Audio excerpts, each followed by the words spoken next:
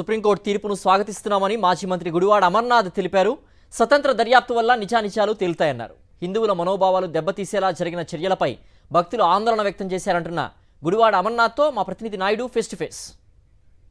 తిరుపతి లడ్డూ వ్యవహారంలో సీఎం చంద్రబాబు నాయుడుకి గట్టి ఎదురుదెబ్బ తగిలింది. రాష్ట్ర ప్రభుత్వం ఏర్పాటు చేసిన సిట్ను రద్దు చేసి దాని స్థానంలో 5 సభ్యులతో కొత్త సిట్ను ఏర్పాటు చేసింది. దీనికి సిబిఐ డైరెక్టర్ నేతృత్వం వహించనున్నారు. దీనికి సంబంధించిన మరిన్ని విషయాలు మనతో మాట్లాడడానికి మాజీ మంత్రి గుడివాడ అమర్నాథ్. సార్ చెప్పండి సార్, మీరు మొదటి నుంచి ఏదైతే వాదిస్తున్నారో దాన్ని నిజం చేసే విధంగా సుప్రీంకోర్టు ఈరోజు తీర్పునిచ్చింది. దీని మీద మీ అభిప్రాయం ఏంటి?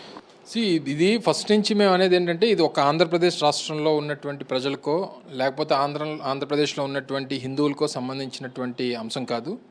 ప్రపంచవ్యాప్తంగా ఎప్పుడైతే ఈ రాష్ట్ర ముఖ్యమంత్రి మీడియా ముందుకు వచ్చి అత్యంత పవిత్రమైనటువంటి తిరుపతి ప్రసాదం మీద లేనిపోయినటువంటి ఆరోపణలు చేశారో, ఆరోపణలు చేసినటువంటి రోజు నుంచి పెద్ద ఎత్తున ప్రపంచవ్యాప్తంగా దీని మీద చర్చ జరుగుతూ ఉంది.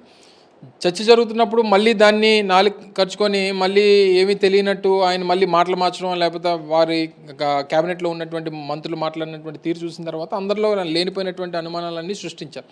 దీంతోపాటు దీంతో రాజకీయం చేస్తూ, మత రాజకీయాలు చేస్తూ, దేవుని రాజకీయాల్లోకి లాగుతూ చివరికి జగన్మోహన్ రెడ్డి గారిని ఏదో నిందించాలనేటువంటి ప్రయత్నం కూడా వారు చేసినట్టుగా మనం చూసాం. సో అప్పటి నుంచి డెఫినెట్గా మాది బాధ్యతగా, ఎందుకంటే కేసు వేసినటువంటిది కూడా సుబ్బారెడ్డి గారు కేసు ఫైల్ చేయడం, దీని మీద సమగ్రమైనటువంటి విచారణ ఒక ఇండిపెండెంట్ ఏజెన్సీతో, అవసరమైతే సిబిఐతో కానీ లేకపోతే సిట్టింగ్ జడ్జితో కానీ ఇన్వెస్టిగేషన్ చేయాలి. దీని మీద నిజానిజాలన్నీ బయటపెట్టాలి. మన దేశంలో ఉన్నటువంటి ప్రజలతో పాటు ప్రపంచవ్యాప్తంగా ఉన్నటువంటి హిందువులు కానీ లేదా ప్రజలు కానీ దీనికి ఎంతైతే పవిత్రత ఉందో దాన్ని నిలబెట్టేటువంటి విధంగా దాని మీద ఉన్నటువంటి అనుమానాలన్నిటి కూడా నివృత్తి చేయాలన్నటువంటి ఉద్దేశంతో మేము చంద్రబాబు నాయుడు గారు వేసినటువంటి సిట్ని కానీ ఆ ఇన్వెస్టిగేషన్ ఏజెన్సీ మీద మాకు నమ్మకం లేదు.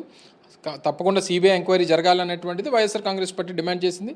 గతంలో మేము ఒక కార్యక్రమం కూడా చేపట్టినాం. రాష్ట్ర వ్యాప్తంగా దేవాలయాల్లో పూజలు నిర్వహించి ఎట్టి పరిస్థితుల్లో ఒక ఇండిపెండెంట్ ఏజెన్సీ ద్వారా దీన్ని ఇన్వెస్టిగేషన్ చేయాలని చెప్పి మేము కోరడం జరిగింది. ఈరోజు సుప్రీంకోర్టు ఇచ్చినటువంటి జడ్జిమెంట్ ద్వారా ఏదైతే ఆర్డర్స్ పాస్ చేశారో, ఇచ్చినటువంటి ఆర్డర్స్ని బేస్ చేసుకొని డెఫినెట్గా ఏదైతే 2 సిబిఐ అధికారులు, 2 రాష్ట్ర ప్రభుత్వంలో ఉన్నటువంటి 2 పోలీస్ అధికారులు, ఒక food safety and standards authority of India FSSAIకి సంబంధించినటువంటి అధికారిని కూడా నియమిస్తూ 5 కమిటీగా నియమిస్తూ దీన్ని మానిటర్ చేయడానికి సిబిఐ డైరెక్టర్ని కూడా నియమించినట్టుగా మనం కోర్టు ఆర్డర్స్ చూసాం. సో దీన్ని హృదయపూర్వకంగా వైఎస్ఆర్ కాంగ్రెస్ పార్టీతో తరపున స్వాగతిస్తూ ఉన్నాం. ముఖ్యంగా దీని మీద కూడా మా పార్టీ అధ్యక్షులు వారు ఇప్పుడు మాట్లాడతారు. వీటన్నిటికన్నా మించి రాష్ట్రంలో, దేశంలో ఉన్నటువంటి ప్రజల తాలూకు అనుమానాలు నివృత్తి చేసేటువంటి దానికి ఈ ఇన్వెస్టిగేషన్ ఏజెన్సీ ఉపయోగపడుతుందని, ఈ కమిటీ ఉపయోగపడుతుందని చెప్పి భావిస్తూ ఉన్నాం. తద్వారా రాజకీయాల్లోకి దేవుని లాగి దీన్ని ఇన్వాల్వ్ చేసి ఇన్ని రకాలుగా ఇంత పెద్ద ఎత్తున ఇష్యూ క్రియేట్ చేసినటువంటి ముఖ్యమంత్రి గారికి ఇది చెంపపెట్టుగా ఉంటుందని చెప్పి నేనైతే భావిస్తా ఉన్నాను. సార్, ఈరోజు తీర్పు రాకముందే పురంధేశ్వరి మాట్లాడుతూ సుప్రీంకోర్టు తీర్పును తప్పుపట్టే విధంగా మాట్లాడారు. ఆమె వ్యాఖ్యలు ఏ విధంగా? చెప్పాను కదా, మొన్న ఒకరోజు ట్వీట్ కూడా చేశాను. భావస్వారూప్యత ఈ ఇద్దరికి ఏమంటారు, భారతీయ జనతా పార్టీకి తెలుగుదేశం పార్టీకి ఉన్నటువంటి భావజాలం కన్నా వీళ్ళిద్దరికీ భావమరదలకు ఉన్నటువంటి భావసారూప్యత కనబడతా ఉంది. సో ఏదేమైనప్పటికీ సుప్రీంకోర్టును కూడా మీరు నిందించేటువంటి పరిస్థితి వచ్చేసి, సుప్రీంకోర్టు చేసినటువంటి కామెంట్స్ని కూడా మీరు తప్పుపట్టేటువంటి పరిస్థితి వచ్చారంటే మీకు రాజకీయం దేవుడి కంటే గొప్ప అనేటువంటి స్థాయికి మీరు వెళ్ళిపోయారు. సో ధర్మంతో, దేవుడితో పెట్టుకున్నటువంటి వారికి ఏ రకమైనటువంటి ముగింపు ఉంటుంది అన్నటువంటిది చరిత్ర చెప్తా ఉంది. డెఫినెట్గా అటువంటి ముగింపే వీరికి ఉంటుందని చెప్పి భావిస్తూ ఉన్నాం.